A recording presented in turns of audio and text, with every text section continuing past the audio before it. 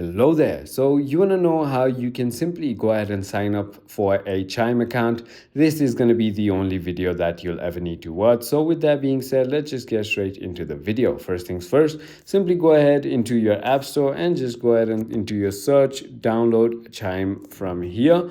After you go ahead and download it, all you need to do is simply go ahead and tap on open, and you're going to be taken to this page right over here. As you can see, once it finishes uploading, simply tap on sign up. And once you've tapped on sign up, all you need to do is go ahead and make an account by completing the security check, of course.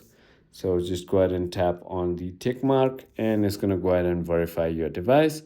Once you've done that, it's going to take you to this page right over here. All you need to do is simply go ahead and enter your first name, last name, email, and it's going to go ahead and send a code to the email that you entered that you have to enter for verification. And that is about it. So I hope this video was helpful to you. If it was, hit that like button, and I'll see you on the next.